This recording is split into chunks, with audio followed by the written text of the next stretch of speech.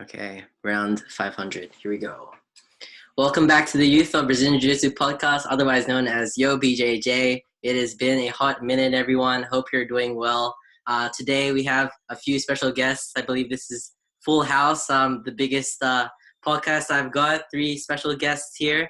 I'd like to introduce Ricky, Romina, and Ruby to the podcast today. Thank you so much for sharing your time and hopping on board with us today. And as well, guys, this podcast here is intended for all the young audience out there. And feel free to subscribe, like, comment down below what you want to see next. And without further ado, could we have a quick introduction from all of us? So, Romina, could you please start us off? Yeah, so my name is Coach Romina. I train and teach out of Gracie Barra St. Peter's in Sydney, Australia. I'm a brown belt in Brazilian Jiu-jitsu and in Judo.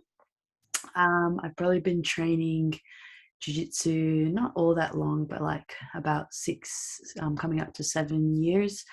But before that, I did Judo. I started when I was 8 years old. Came back to it a few years ago as well. Helps with my jiu-jitsu. So yeah, I mostly had the kids program over at Gracie Barra St. Peter's. And yeah, I love what I do. And I compete a bit as well. And I'm a Gracie Barra ambassador for 2020 and 2021 as well. Love it. Ricky, moving on to you. Quick introduction. Hi, everybody. Welcome. I'm a coach and competitor for Brazilian Jiu-jitsu out of Gracie Barra Bondi. I teach kids and adult classes, and I am also part of the kids competition team at Bondi. I'm also an ambassador along with Coach Romina for, I want to say 3 years. I feel like 3 years. I've been training jiu-jitsu for 5 years, and I'm okay. The honest truth. And last but not least, Ruby. So I'm Ricky's sister. Yeah. Hi guys, my name's Ruby. I train out of Gracie Barra Carringburn in Sydney, Australia. I'm a purple belt. I was also a Gracie Barra ambassador for 2019 and 2020. I also love to compete. I just want to say thanks for inviting me today, Iceman. Woo! Yeah, it's amazing to have you all in today, and you know, us all sharing these experiences, whether it be competing and training jiu-jitsu. You know, it's I'm sure we can all agree that's been a big part of our life and things like that. And you know, we are thrown now recently into this period of lockdown. And I guess just a quick question for those that are listening. Of course, with the whole lockdown period, we're not able to do the daily routine like exercise and work and all these little things. So we're restricted to that. So in your position, how have you pivoted from that and, you know, make sense of our day, I guess, if that makes sense. Who would like to take it first? Go for it, Romina. Yeah, Romina. Okay, yeah. So no, I mean, we've done the lockdown before. This was we had an extensive lockdown last year here in Australia, and it was about 3 months. I know some countries have had it longer or shorter, different circumstances, but it was pretty heavy lockdown for 3 months. And my approach, I guess, last time around was quite different to this one. So last time I was, I think that everyone's very different. Like this time around, last time around I was, keeping myself active and very specific to jiu-jitsu, went on runs and, kept up with strength and conditioning how I could. And not to say that I haven't done that this time around, but I think this time I probably, I guess I'm taking a little bit of the time to kind of sometimes reset. I find that over the last year especially, it was very much like go, go, go for me, or like execute. And, like it's it's been great. Don't get me wrong, but I think there's something to be said as well about I don't know, taking a week or two or whatever that might be, not to be inactive, but just to slow down and I guess some people call it, redirecting your goals and what it is that you want, because it's very easily, especially I find this in jiu-jitsu happens a lot. We all love it, but then I guess the deeper, the harder question is more, okay, well, what do you want to do with it? Because jiu-jitsu is so broad and it's so young and new. There's so many avenues you can take, and I think we'll get into that today, but this is probably a really good time to think about all that. So yeah, I actually want to follow off that because I have a similar thing to Romina. I like to use these lockdowns almost counterintuitively. So a lot of the time, at the start of the first lockdown, I felt really bad because I wasn't doing all the training and all the exercise, and I was like, well, I'm just lazy as all hell. Apparently, I only really do gym because of jujitsu. I like jujitsu, so I want to be stronger, so I go to the gym. If there's no jujitsu, it just feels like free manual labor. I feel like I'm picking stuff up for somebody else. So I don't like doing it. So I started using this time to kind of see how else I could manifest that energy. So this is how I started getting into video editing, making videos, this whole setup, even things as silly as playing games. I kind of realized I like to be good or at least commit myself to whatever I am doing. And that's expanded to a bunch of stuff. I've done some self improvement. I've tried to get to the areas of my life I might have neglected under the excuse of jujitsu. Like, oh, I'm competing, so I can't go to my own birthday party and things like this. so true. Yeah. And things like this. So I've, spent some more time with family, tried to, reconnect with my parents, my brother, my girlfriend, try to reevaluate my work and how I want to do my work, stuff like that. So it has given me a lot of time to just kind of sit and think without too much noise of having to do stuff. Anything to Yeah, follow? yeah. Vibes. There's a lot. Yeah. There's a lot happening. Yeah. What do you think, Ruby? Yeah. What do you think? Well, What are your thoughts? I'm gonna say I'm really working on my GTA skills. 100%. 100%. Now, I'm a bit similar to both of you guys. So last lockdown, I was miserable for a little bit. I was like, oh, like what? No training, nothing to motivate me. But then I got really into the rhythm of things with the lockdown. I kept it with all my strength and conditioning. I started running again, and I'm a terrible runner. But this lockdown, like Romina said, it feels a little bit different. I've literally stayed home. I've cleaned my house, donated stuff I don't need. I've been playing video games. I've been doing like minimal exercise, but it's been 2 weeks now. And now I'm like, man, I want to go train. Like I want to go for runs. I want to do that. So like Romina said too, it's nice to reset. And whenever you take a small break, you're also like, oh my God, like I want to get like really fit now. Like it's a weird thing. But to even be honest, the last few months I haven't been training as much as I normally do. I've just got other things going on in my life, which are positive things. So I'm just trying to like just declutter my life right now. I'm like, I'm getting all rid of stuff that I don't need, and I'm gonna go for a walk every day, and I'm gonna have a bit of fun. And I know when the gyms open up again, like I'm gonna be very motivated to train, very motivated to study jiu-jitsu, become BJJ Fanatic's best friend, financial contributor. So yeah, I'm a bit like both of you guys, where I'm just like, man, I'm enjoying my life right now. So thank you.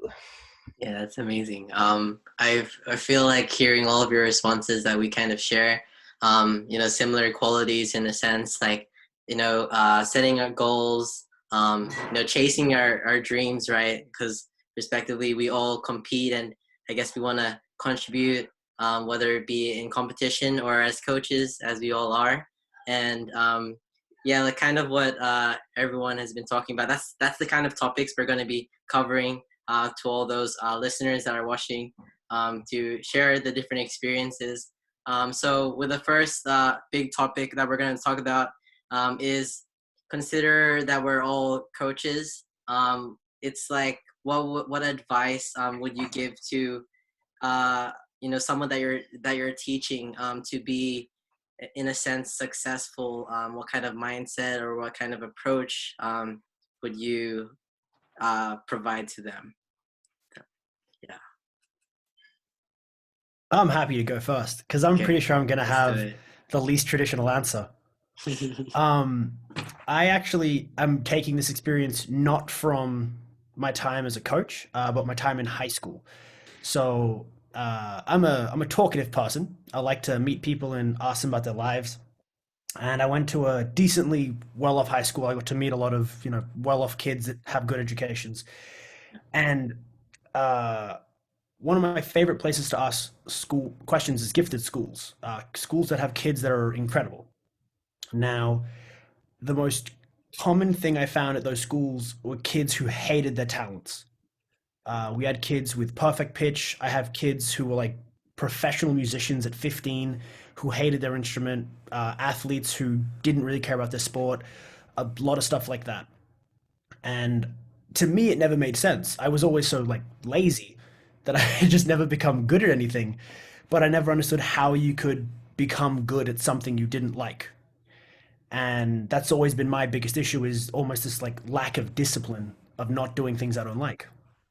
But now, as I get a little bit older, I'm starting to realize it's becoming one of my biggest strengths. A lot of people say you have to be disciplined and you have to be motivated and focused. And I never fit that story. So I had to make up my own one. And I realized that in some things, like jujitsu, the sacrifices don't seem like sacrifices. To me, getting injured in a tournament doesn't even seem like a bad thing. That just seems like that's what needed to be done. I was in a bad spot. I needed to get out. That's what I had to do. And in my life, always the most driven, successful people are the people that the sacrifices don't seem like sacrifices. I once met a tech guy who was the best coder I ever met. And that was because to him, sleep was optional. So we would do an assignment and he'd be done in the first like 48 hours. And I'd always wonder, man, this is a 6-month assignment. How did he do it so fast? He must be so good at coding. And one day he was on my team for a group project. I went over to his house and he didn't sleep. And I used to play video games. I'm pretty good at staying up all night, but it was for no reason. Like I was like, okay, cool. We've done like half. We can stop and come back tomorrow. No, I need to do it now. Like right now. Stuff like that. We have kids at the gym who are competitors as well, who seem the exact same. We have one kid who he trained 3 times a day, 7 days a week for 5 months in preparation for an international tournament. And I asked him, buddy, you're 9. Like, why? Like, why not play video games or like go talk to friends? Like, I don't get how you can do that. And he was like, what do you mean? It's awesome. Have you seen how strong I am? This is the coolest thing ever. For him, it didn't seem like a sacrifice. It was just what needed to be done. And I think if you find that for yourself, the success will come a lot easier and you'll get to unlock a lot more of your potential than if you just try to force your way into music or something. Mm. Love that. I guess for me, I kind of resonated with what you were saying with, there's a lot of people that are quite good at things, but you don't quite understand how they get so good at them without having, I guess, the passion, right, that you're talking about. And I'm not necessarily saying that this is the case for your kid, but I know in my case, in a lot of cases, when I look back, it's kind of like, especially as a child and as you're figuring things out in life, or even a young teen, and I'd say young adult, it's like you place a lot of value, importance, validation, whatever you want to call it, on people that you respect, so that's might be teachers, that might be parents. So I know as an example, even in judo, like I was quite good when I was younger and I loved it at the beginning, and then it turned a lot towards the end about, especially once my teammates started dropping because they were teens and, they were picking to do other things other than judo. you know, my parents saw, oh, you know, don't waste your talent, like keep going. Like I didn't want to go for a little while, especially towards the end. And yeah, towards the end I was like at the beginning I was going tournaments, I was winning within mixed divisions and things like that. And then, like I said, when my teammates started dropping, I didn't want to go anymore, because it was, for me, it was always about like that camaraderie, that having fun on the mats or whatever. And then the competition side of things kind of pushed me in a direction that it was like my parents actually were the ones that were like, you know, almost living vicariously through me.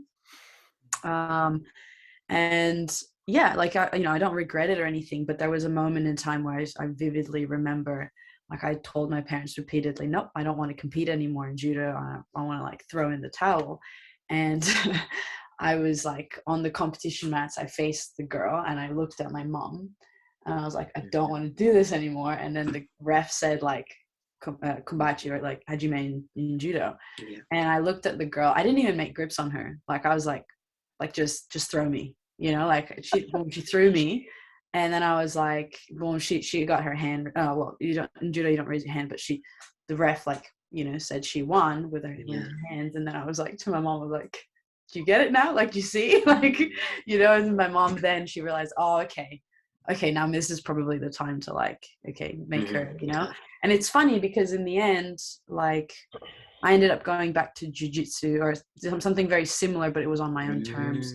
So like, it's funny when, you know, going back to Ricky, it was like, you want to make sure, I guess, yeah, you find that like why, and you're always curious, I guess. That was my thing. As soon as you said that question, I was like, especially at the beginning, make sure you're like, have your eyes and ears peeled. When I say beginning, I mean, you know, teens or young adult. You're trying to find your passion. I think everyone's kind of on that mission. It's like you want to have your eyes and ears peeled, like you're curious and you're, I guess, like intentional, you know, like you're intentionally looking for that. Because I don't think a lot of the times you hear these stories about sometimes things like just appearing, like maybe jiu-jitsu maybe appeared in my life, but I think I was intentionally looking for something to do for the rest of my life. So I don't think it just fell on my lap, right? Like maybe like, yeah, my friend took me to my first jiu-jitsu class and I was like, oh yeah, I like this. But I was on that hunger of like looking for something to do for the rest of my life with passion, like what Ricky was saying. But yeah, to answer your question, why do people like do so many things, like jobs that they're good at but they hate, right? Or they're good at because, you know, or they do it because whatever, there's that other motivation, but it's not your own. I think the first piece is that piece, like make sure you like it, make sure you love it, you know. So yeah, I guess that's my thing, being curious and really being, I guess, intentional with trying to find that passion, because it might change as well, you know. Wow. Yeah. Amazing. All right, Ruby. Okay. Anyway. Yeah, following on, you know what I see so much in jiu-jitsu, and I know for Romina, probably for Ricky too. So I grew up playing soccer, and like soccer was my life, and it was what I wanted to do every day. Like, Mom, Dad, take me to the oval. Half the time they couldn't be bothered, so I just play whatever. At school, every lunchtime, from like the ages of like 7 to 12, like every day, soccer. And like everyone thought, oh, she's gonna be like a Matilda, she's gonna do this. And then in my teen years, like I just stopped caring. I was like, I put on weight. I was like a bit upset about family things, and I was like, oh, stuff it, you know. And everyone was like miserable, like, oh, like it's so sad you're quitting after all those years. Yeah. But you know, I really believe I'm glad I quit that, because always growing up playing soccer, I had a lot of natural ability, but then like I also didn't want to put in the hard. When I was a teenager, I didn't want to put in the hard, like the really hard training and like every day and like going for runs and maintaining like your conditioning and stuff. I was like, nah, man, I don't want to do that. I want to go hang out. So that's a big thing. But realistically, what I probably should have done, instead of quitting, I should have just played soccer for fun, right? Instead of playing it at a higher level, I should have just found a group of friends that were casual and just wanted to train just for training or just play. And for a lot of young people, I see them like you guys both said too, like parents put too much pressure on their kids and then really not doing it for themselves anymore. They're doing it to just please their parents. Let's not deny it. Within the jiu-jitsu community, there's a lot of crazy parents. And like, Thinking all seriously, communities. you know, like we can talk about it, you know, and I don't think, it's sad for both sides. I don't think the parents are aware what kind of example they're setting for their kid. Like they will do that job they don't like just because it makes a lot of money, or you know, they don't really care about it, but they do it every day just because they know it's like an end reward or like pleasing someone. And then on the kids side, it's also like, it's sad too because they might want to try other things, but like someone's seen a potential in them and like the parents like shaking them like, you got to do this. So I really feel for those young people and those kids who are out there doing, you know, whether it be jiu-jitsu or any form of sports or activities where it's just to please someone. Also, I can't really comment because I wasn't that kid. I don't want to like say something like if I was that kid, I'd be like, screw you, I'm not doing that. Like, I'm doing what I want to do. But I don't want to comment on people's family dynamics and things like that. But if you are a kid out there, you know, or you're a young person and there's a lot of pressure, like you really do need to talk to someone about it, you know, a trusted friend, whether it's your jiu-jitsu coach or your auntie. I feel like everyone has that crazy auntie that just listens to what you have to say.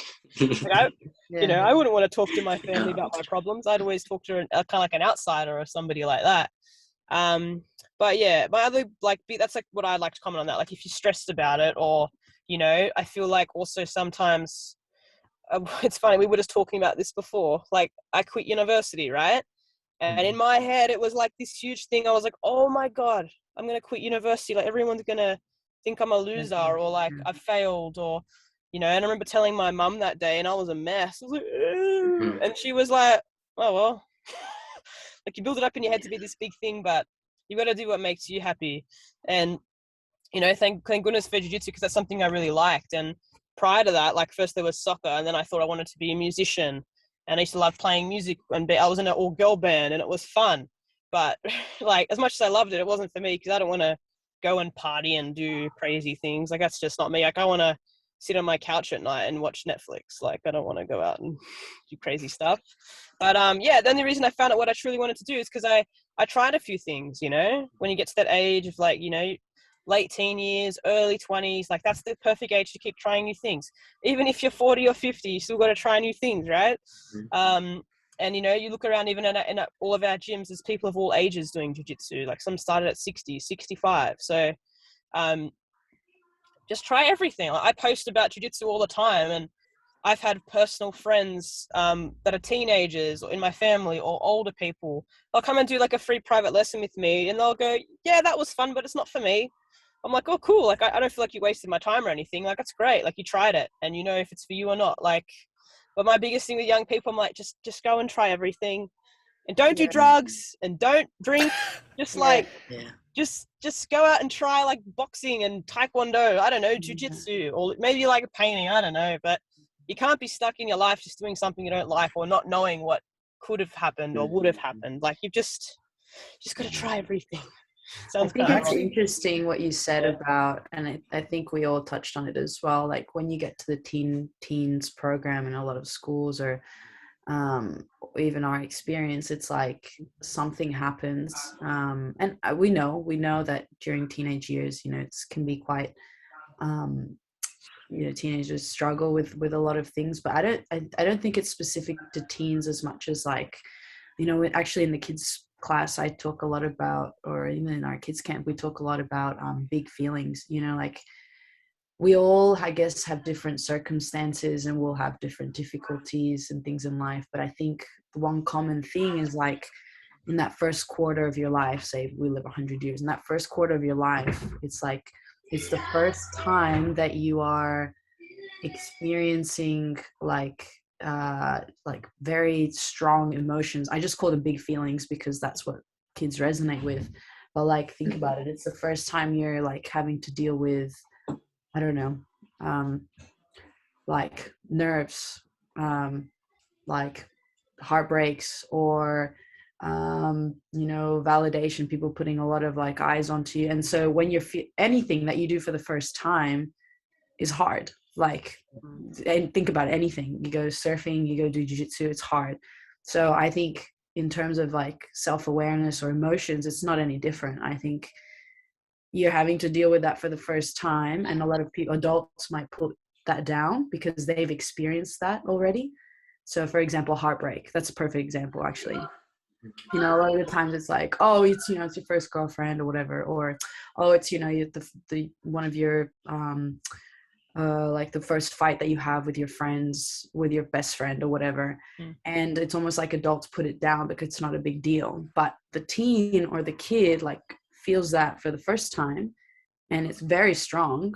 Sometimes you feel feelings like physiologically, like your chest starts to sting, and they don't know what to do, like, and also that feeling like you can't say that, especially that, like, that you can't express yourself because you're weak somehow. It's not, it's just that we don't have that, especially within I'm assuming, you guys can tell me, but especially within guys, it's like even worse apparently. I hear that it's like, oh, boys can't show emotion, and like that just puts so much pressure. If you think about it, like if you were a kid and you knew that your peer was going through the same thing, you would not feel alone, right? Like you'd feel like, oh, someone's got my back, someone understands me. But then also if you talk to an adult, like kind of like what Ruby was saying, like an auntie, chances are they've already felt that. They just have to be willing to not put people down, like kids or teens down, because that's where a lot of people will just kind of close, or teens will close, and then they will rebel. I was one of them. I was like, I don't want to do judo anymore, like,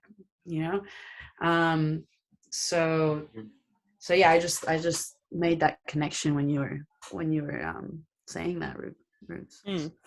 I actually want to touch on something that Ruby said as well. A little more in passing, but a lot of people do tend to associate the pressures of sportsmanship and development on parents. But when Ruby yells out, "Don't do drugs," I also think a lot about peer pressure and your peers, people around you. I had the blessing and a curse of being the most stubborn person I've ever met in my life. I actually made it a policy when I was in when I started to high school. I said I wouldn't listen to anyone, parents or friends. I had to be stubborn, and I never drank. It became like a running joke at some point. Oh, we have to try get Ricky to do something, because unless I wanted to, I refused. And it's painful because when friends and parents are trying to tell you do this, don't do that, sometimes it's because they actually care about you. But on the other side, it lets you explore, I think, a lot more freely in the way we're saying, try to find what you wanted to be. I did lock picking. That's a great hobby to pick up if you want to get in trouble. I did paid card magic. I would walk up to people in the street and be like, "Hey, do you want to see a cat magic trick?" It was bad. Like my friends will tell me, "Ricky, man, you need to stop. Like this is not okay. It's not cool." Actually, the only reason I stopped was because I started getting a little older, and I realized I think I might want a girlfriend. And then I asked the girl if she wanted to see a magic trick, and she said, "Yeah, you don't know how to flirt, do you?" I remember thinking, am I supposed to be flirting? What's flirting? I had no idea about any of this stuff because I was just like, card magic. I was so involved in my hobbies. Yeah. So in that sense, even if you do try and a bunch of stuff, because at the time I was convinced card magic was going to be a profession. My mom hated it. I was like, "Mom, we have to buy." We bulk ordered 50 decks of cards. Make it rain. She hated it, and I was like, "Nope, this is what I'm going to do," and I wouldn't listen to anyone. But at the same time, it is still hard. It doesn't get much easier doing something you don't like or trying to find the thing you do like. Life is always hard, especially for teenagers. So that's one thing that I think a lot of people kind of gloss over, and people just assume, oh, if it's hard, I don't like it. It's still going to be hard, but it won't feel like it's that, how to put that? It won't feel like it's unworth it. It'll feel like it's worth it. Like in the moment for me, walking up to random strangers, I got attacked by an old lady with a cane trying to do a magic trick.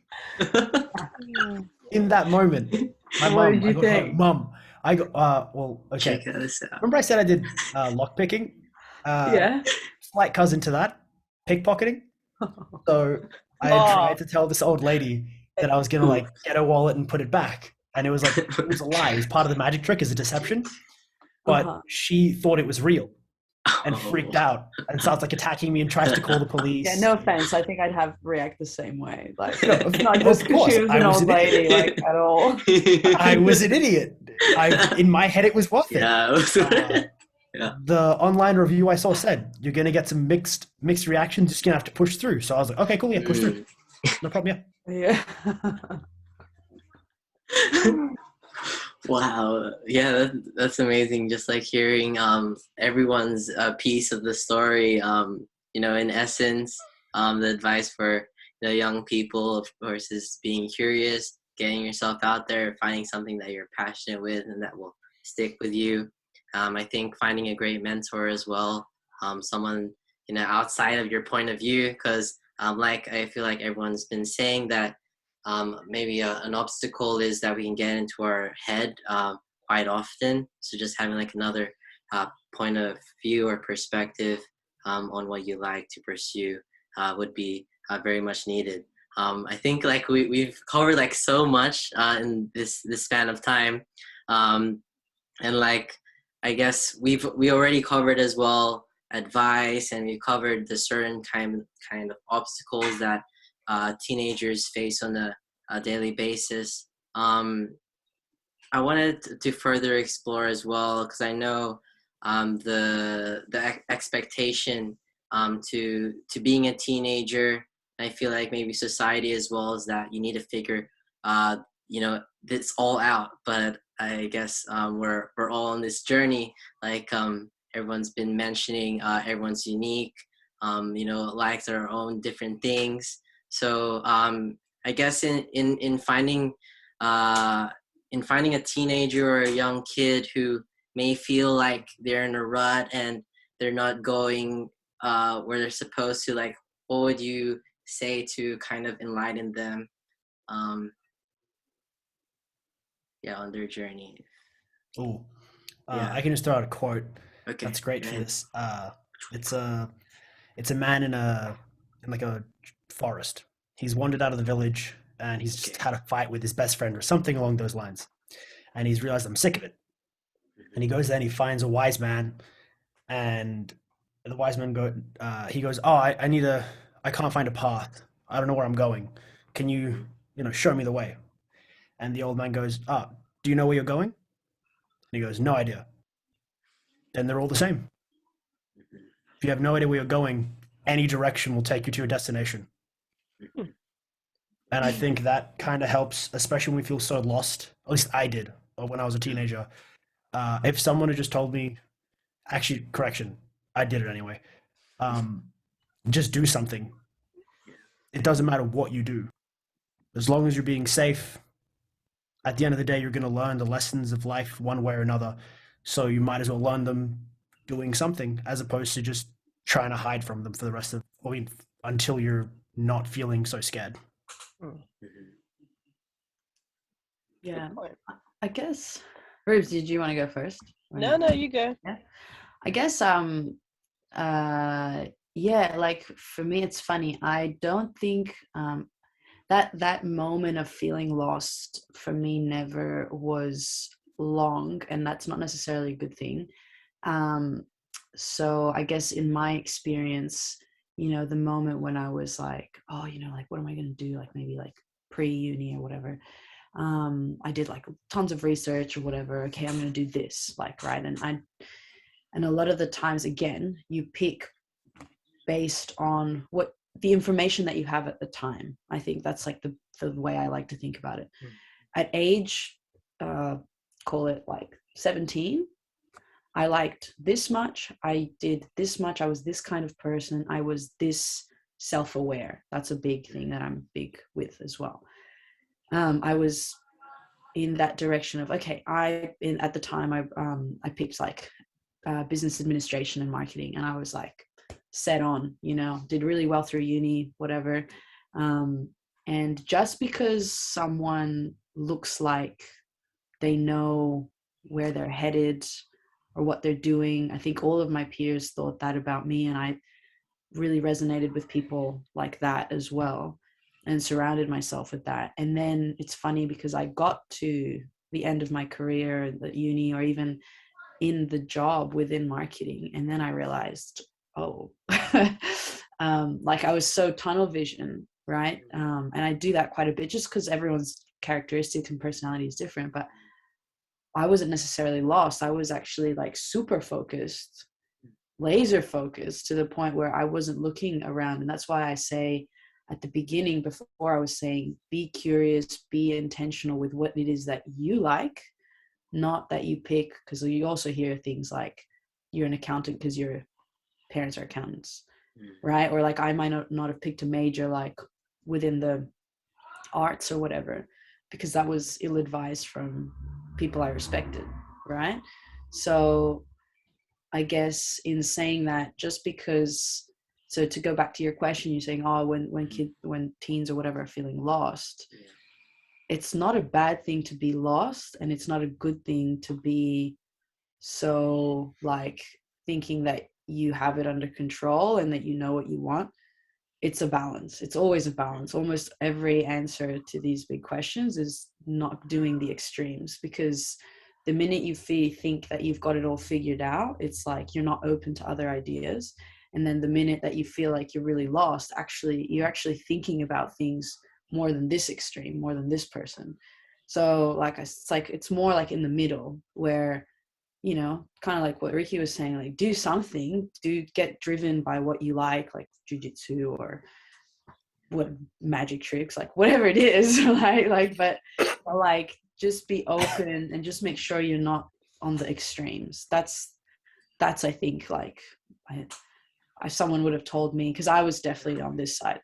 I wasn't the lost side, but I was definitely the yeah, I know what I'm doing. And then there's like I can like very clearly pick moments of my life where I was like, yeah, I really thought of what I was doing, and then I hit a roadblock or hit a wall, and then I realized, oh, actually I don't like this, and then I picked this, and then I did the same thing. And now I'm kind of like, let's kind of try and, if I think of like surfing or whatever, it's like kind of just try and stay on the board and keep the balance. Otherwise, if you tilt one way, if you tilt the other, you fall. So yeah, I don't know. I think that would have been nice to hear when I was a bit younger. I really want to agree with you on that one, because I'm the other extreme. Yeah. So one thing that my dad always said to me, my dad has a lot of good sayings, is what is it? It's really expensive being stupid, so you better be rich. And I had a really strong tendency. So my way of getting through high school, I didn't like being told what to do, as we've established. But then I realized that I was also telling myself what to do. Like I was being scared or nervous of things. Like talking to girls, great example. I remember thinking, no. I have to be able to do whatever I want. That's the whole point of not listening to people. Not, oh, I'm not going to do this because I'm scared. So I went the complete opposite direction. And instead of trying to focus and find something and I just made myself a superhero persona. So in high school, I had it was a running joke that I was some sort of like unkillable human. And essentially I would just commit 100% to anything I did. I didn't really know what I was doing, but my golly gosh, is that a good way to hurt yourself? But it's a really fast way to learn lessons. I had a lot of life experience really young, because if you just say yes to everything, you get hurt quick. Yeah, there's no boundaries. So true. I'm not saying don't do it, because I'm amazing. But I do think that, look, I still keep the superhero persona going. I think honestly, the self-belief gets you a lot of places. Like I signed up to a volleyball team. I didn't know how to play volleyball, but my friend was like, oh, it's easy, you can do it. And I was like, okay, cool. I signed up, broke I think I broke 80% of the rules. I punched someone through the net on my second game by accident. Like, I was really bad. And my parents and teachers and everyone was like, man, what are you doing? You shouldn't do that. You're wasting time. You know, you could be doing soccer that you're good at, blah, blah. And I decided I was going to commit. And there's a whole bunch of these, and all of them have some lesson to learn, right? Like, while the extremes aren't, let's say, they're not the most pleasant. They're definitely, I will admit, this is a very painful approach to life. And I got hurt a whole lot. One thing that did help a lot was believing in myself. Once you commit 100%, there's not a whole lot of wiggle room for doubt. And you don't really get to, I didn't let myself insult myself or belittle myself or anything like that. It was just, well, that's how it turned out. And after a while, you get used to it, especially when, like, one of my biggest ones was I'd make money doing dares. Because once, well, hold on. Let me explain to you. Taking that idea. Remember my dad said, be rich? Yeah. Well, I figured if I got paid for being stupid, then the expensiveness of it gets covered. So my favorite story for this was I was at a park with some guys, and it was for soccer. And I went to an all-boys school. So, you know, talking to girls is always a big deal. And it was, Ricky, we'll give you $20, a whole group, if you go ask all those girls for their number. And this is like 15 years old. I'm terrified, right? This is like the whole High School Musical drama all over again. Hearts pounding. And I went over, and I didn't know this happens in real life, but did you know that, like, people slap people now? I thought it was just in the movies. Yeah. No, I got slapped. And I was nice about it. I was like, hi guys, this is a dare. I'm just asking because my friends told me to. Can I get any of your numbers? I promise I won't call you. Slapped. Whoa. Right? Whoa. And I remember being like, all I could think of was like, man, my dad is spot on. This is so painful. This is expensive as hell. And then I got my $20, and then I thought, oh, but I can buy myself a chocolate milk and an ice pack. This isn't too bad. Yeah. And that's been my general approach. There's always a bright side to all your bad scenarios, all your worst cases, right? If you didn't do well in high school because of this, or you got dumped by a girlfriend or significant other because of that, if you look hard enough and believe in yourself, I'm almost 100% confident that there's always an upside to it. You just have to find the lessons. And I think that's something that I wish someone had told me a little earlier, because it took me a long time to figure out. And before I knew it, I was suffering a lot more than I needed to. And there was a lot of, like, the outside world sucked, but my own head was doing me in a lot more. Good point. Me and you, Ricky, a bit similar. I was the one. Like, Ruby, I remember, how fast can you run into that door? Yeah. I jumped down some stairs. Or like, how high can you jump into that bush? Like, I was that person too, you know. We're a bit similar like that. I mean, yeah, Romina's like this way, like so proper and knew what she wanted to do, and I'm like you. I'm like, 1 week I'm a musician, next week I'm like, man, I'm gonna be like a skateboarder. But yeah, I guess the takeaway though is like neither extreme is right. Like, it's true. It's true. You know. You know what? I reckon the biggest piece of advice, one thing I'm so happy I've done since I was about 12 is keeping a diary. I think keeping a diary is like the best thing you can do. I had a Year 7 English teacher who was like, every Friday when you come to class, you're going to write in a diary. And then I really got into the habit of it. And since I've kept the same diary, it's like this thick since I was 12, and I'm on to my next one. And if you ever have like a stressful time, like when I kind of wanted to quit uni and I wasn't sure, I like read back on the diary what my old ambitions were or when I would feel stressed. And I'm like, man, I just can't, I'm not a superhero. I can't do everything. Like, that's when I quit. And I was like, you know what? Biggest relief. That's what I want people to think about is keeping a diary. It will cause you like to just think things over more thoroughly before you make any big decisions. One thing I often love reading back on is like my first jiu-jitsu lesson, like, cause I read an entry and it's like, I was so happy. I drove home listening to Mariah Carey. Like, I just, like, it just kind of helps you to remember the good things, or you remember things about friends, or, you know, certain things. So if there's anything I could advise any young person to do, it doesn't really matter if you're old or young, whatever, get a bloody diary, mate, and write on that thing at least once a week. What's going on? And I'll help you figure out what kind of person you are. Actually, you know what? Anna Laura Cordero once said this thing, like, when she started competing in jiu-jitsu, or like, you know, doing those big like world championship fights, she's like, I really, really found out like who I am as a person.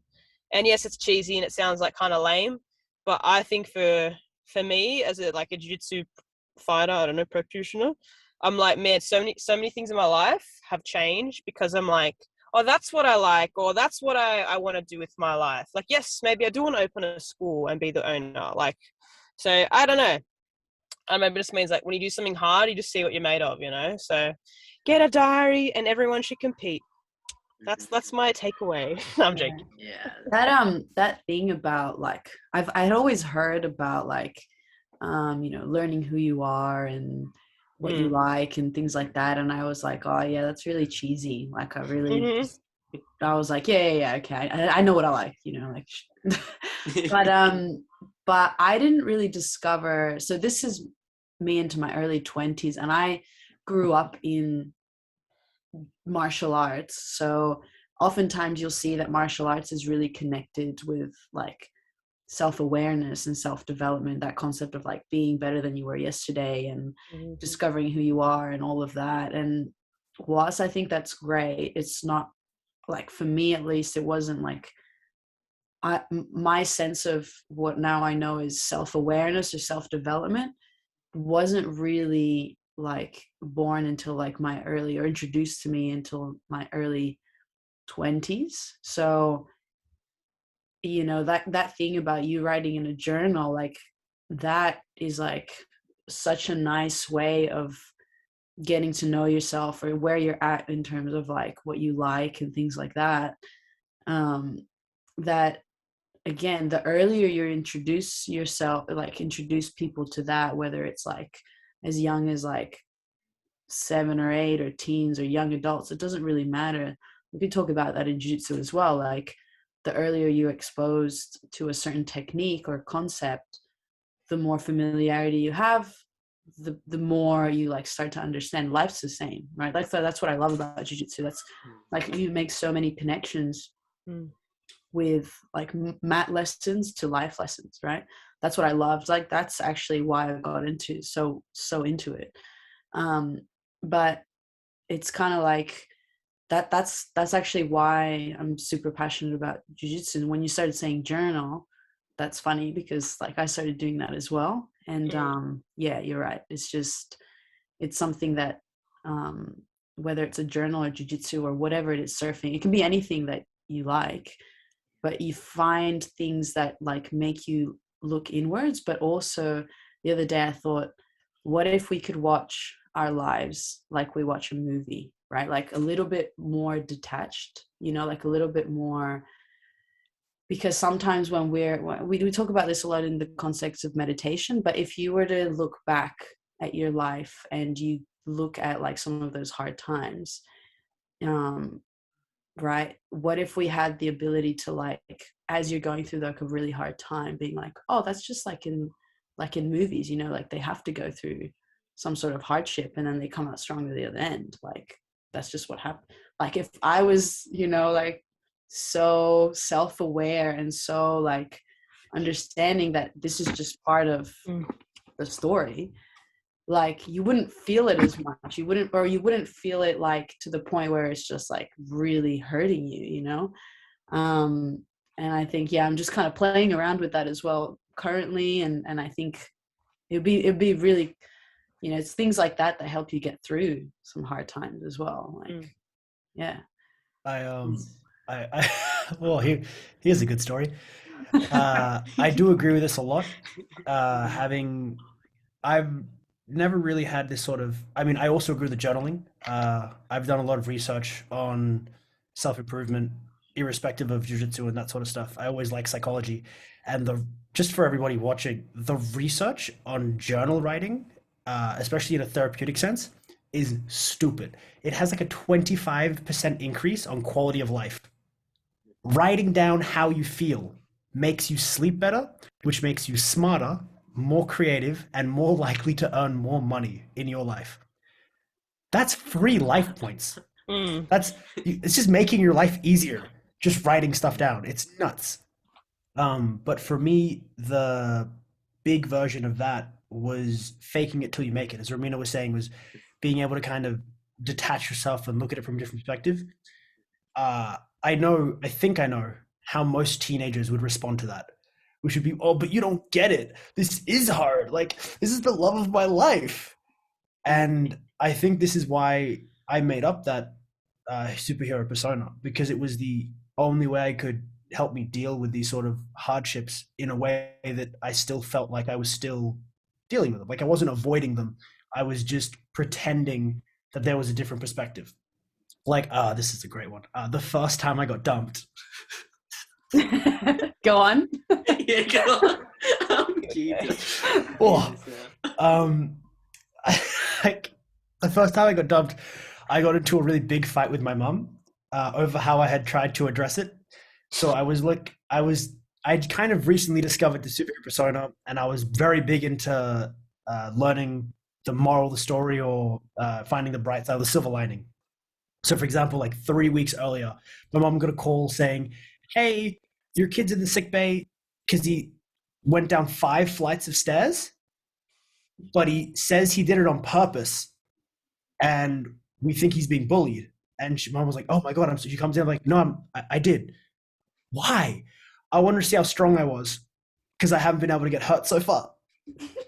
And I still never got hurt, never broken a bone. And I would like at least monthly, like test it out.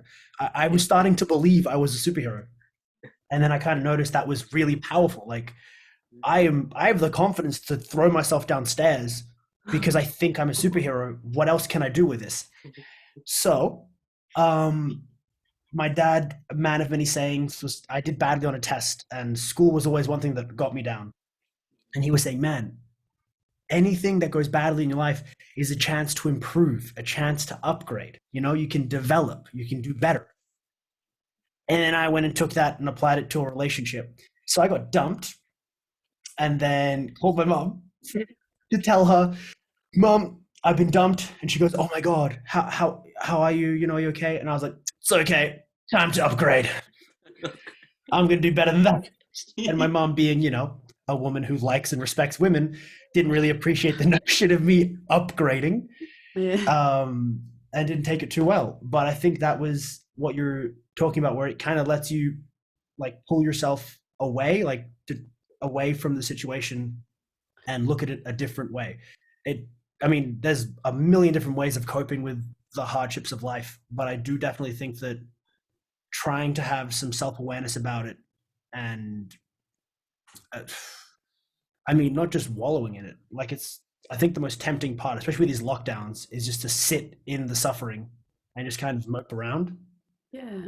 And like a lot of the times, I know Ruby and I talk about this a lot, that, you know, social media oftentimes is played, or often within this last decade especially, it's always like, oh, it's because of social media and the comparison that we have with each other, especially teens nowadays. They're looking, you know, they have role models that are like put more of these pressures. But I know for myself, like there was a time where Ruby as well, used decluttered. Like I just kind of unfollowed people that weren't doing me any good or whatever, and then it's actually started following things like this that I was curious about, like mindfulness, anything with self-awareness, and self-development or personal development, like financial literacy, and all these things that like sometimes we just, because of the day-to-day life, we don't necessarily get the chance to sit in front of a laptop and, okay, I want to learn about financial blah blah blah, right? But we do spend a lot of time on our phones, and like that's just the reality. And whilst you're scrolling to see like what Ruby's been up to or what Ricky's been up to or whatever. It's also then the next post is actually about something really interesting or a concept in financial whatever. And I think nowadays the more you can start to follow or almost like manifest or attract those kinds of things, they start to happen for you, or you start learning. I'm not saying that you should like learn on platforms like Facebook, but at least it's like, or Instagram, but at least it's like the curiosity is there. You're feeding that. And again, it goes back to our first question, like you should always have that white belt mentality or white belt way of thinking, that you're a novice at this life thing. You still need to be curious. You still need to be like intentional with your training, life training. You know, it's the same. That's why I love it, because you know, jiu-jitsu and life similar. Like you just take it in a different context, right? But like, I lost my train of thought. That's what I wanted to say. If we do have time, I do want to touch on that though. Because that was one thing that I think I did do well, was surrounding yourself with, it doesn't actually have to be like-minded people, but people that are going the direction you want to go. One of my not biggest life advice, but someone's opinion that I take very seriously is one of our kids, like an 11-year-old. And I remember telling my mum that, and she was like, why would you listen to a kid? And I remember immediately thinking, because this kid has the attitude that's the direction I want to go. I want to surround myself with people who have values and attitude that I like and respect. My professor, Professor Pedro, is an incredible business person. He's also a surprisingly good mentor. He's been helping me, you know, develop myself and see different ways of seeing the world for years. And his opinion is a big deal to me. He's a successful man, and I want to emulate that. But I remember there was one moment when I figured out this kid had a good mindset, because one of my big things is I get in my head. The problem with not listening to anyone else is there's a lot of room to kind of drown yourself in your own voice. And this is the kid that was training 3 times a day, 7 days a week. And he was going to go to an international tournament, and I found one of the kids in his division. It was like a world champion kid from Atos. They were both 9 at the time. And I remember thinking, man, this kid looks good. So I went to show the kid, and I was like, hey, this is one of the kids you're going to be fighting. Like, this kid's a world champion. You think you can beat him? Didn't even let me finish the sentence. Oh, yeah, I can smash him. But you've never fought him. And he's like destroyed. Look, he just passed that kid's guard. Look at that. It's not my guard. Not even a slight beat of hesitation. Oh, but look, he's so good takedowns. Not taking me down. And since then, that was always something that I've kind of kept, that kid believes in me as much as he believes in himself. So there are times where when I broke my arms at broke my arm, just one, at nationals, I remember thinking, I don't know if I can do this. Like, superhero or not, Superman never broke an arm and kept going. I don't know if I can do this. And I was calling all my people that I want to get advice from, my parents, my girlfriend, Professor Pedro, Professor Rodolfo at the time. He was my coach. And I was getting, some mixed answers. My parents don't want me to die. And I remember I tried to contact the kid. I don't know why at the time, but it just felt like the right thing to do. And he put it, kids have a way of putting things simply. And he just goes, okay, cool. So your arm's broken. First question, how broken? And I was like, I can't move it past like my shoulder. And he goes, oh, you can move it. Do it. You don't need your arm to beat people. I remember being like, I'm at nationals. What do you mean? And he goes, you're the best person I've ever seen in jiu-jitsu. I bet you can beat them without lifting your arm. And then if it hurts, you tap like a submission, and that's it. And then I got, I think I got bronze. Like, I lost to the gold medalist on points because, it was a broken arm. And I remember thinking, man, I want to surround myself more by people who believe in me as much as this person does. I want to believe in myself as much as this person does. And especially as a coach, that's a big part of how I like to coach, especially kids, is believing in them as much as I believe in myself. And usually it's more than they believe in themselves. And I feel like that has a very positive impact on youth, is having people that believe in you. Wow. So So true, man. such amazing answers. I guess we'll just quickly wrap it up. But if each and every one of us could just put it into like a few words, like what would be the most valuable advice that you could give? You can you picture like all of us have mentioned, like you're one-to-one with a kid of and yeah, what would you want to share with them? I'll go first. Yeah.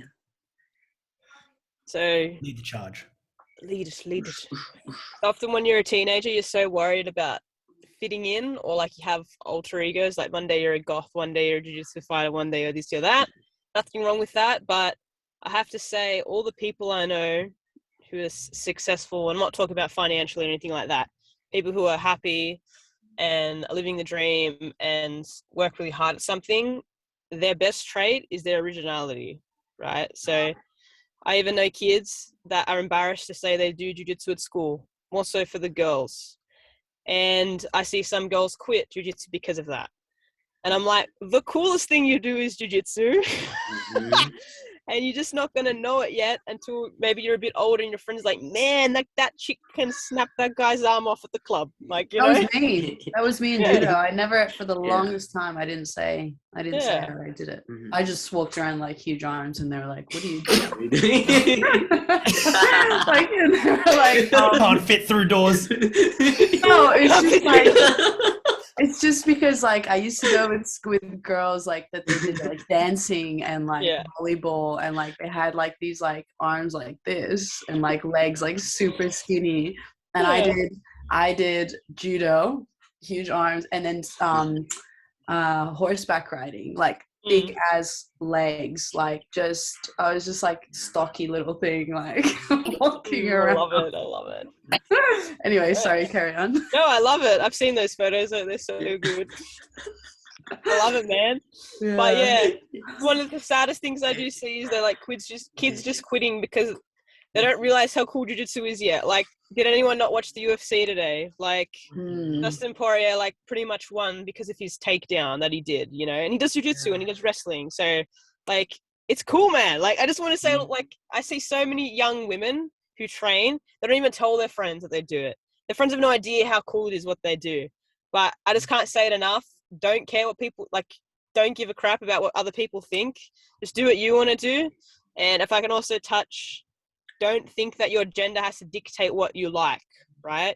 I know more so even the boys struggle, like young men I know, they don't want to admit to their friends that like they like certain things, or they have such issues saying I love you to their girlfriend in front of their guy friends. And I'm like, who cares what people think? Like, do what you want to do. Like, just stuff it. Just go try everything and just have fun, everyone. That's my summary. Yeah. So, I guess like I mean we kind of spoke about it throughout our time, but like, you know, the fact that if you're asking like yourself these questions already, like, oh, like what do I want to do, and like how am I going to do it, like those are all great questions. The problem is actually when you stop to ask, I think, those questions. Like you think you have it figured out, or you think that like I said, you know, you might be lost, and then you're like actually sulking in these questions. And advice is, again, like somewhere in the middle, you know, like you need to make sure that, like, you know, you're not obsessing over the fact that you haven't sorted it out yet, whatever that might be, whether that's, you know, like finding your right group of friends, or finding what you want to do in life, or how to get along with your parents, you know, like that's a big one within your teenage years and whatever. The topic doesn't really matter. It's more the approach or the attitude that's been a theme as well today. Like the theme or attitude with making sure that if you think another nice analogy is like a pendulum. Like if you're on one end, it usually there's like a wall that you hit that then forces you to go the other end. And like Wirky was saying earlier in our time, it was like, it's not, once you reach that extreme, it's not the end of the world, even though it feels like it. It just means that whilst you go back to, hopefully not the other extreme, but once you swing back more towards the middle, it's like, what lesson can you learn? What like, you know, what is the positive out of this? Like you know, I don't know, like flunking a test or heartbreak, whatever that is. What's the positive? So then you can come back, and life, apparently, I you know, this is all within our experience, right? It's like that doesn't stop. If anything, it's like it gets bigger. Okay, so you learning how to like navigate that when it gets really hard is a skill that you have to learn. Like, it's not that life is like, oh, you chose badly. No, it's just, this is life. You know, like you need to kind of accept the fact, and then do things that maybe help you get through that. Maybe think of it as you watching a movie. It's not that, you know, like it's just part of the deal, the package deal that is life. So it's jiu-jitsu that helps you, you know, look inwards and act as a tool for introspection? Is it, you know, going out surfing? Is it going out journaling? You know, like whatever helps you deal with all of that, then, you know, then that's probably, you know, it's all the right things. Like, we should always be learning. It's not just you at your teenage years. Everyone should be doing that. Yeah. Guess it's my turn. Yeah. I actually have a little brother who is a teenager, and I'm actually pretty consistent with my overall message as like a leading thing in terms of doing things, because I do agree with Romina and Ruby in terms of personal life and personal development. I agree those are pretty high ranking things. In terms of doing things though, especially when I have like the competitors in the comp team, anytime I get a new kid, the first thing I do is try to break them. And it's a very, it's a very particular kind of breaking.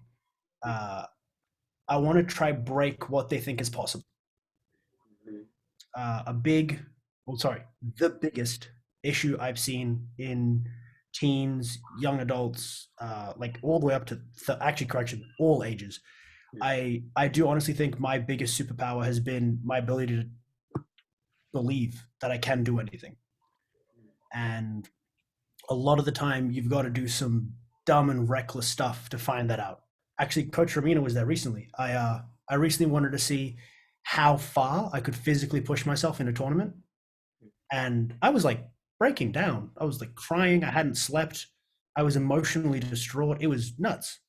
And Romina's like, you don't have to do this. You know, like no one here is telling you you have to. And I was like, no, I know, but I do.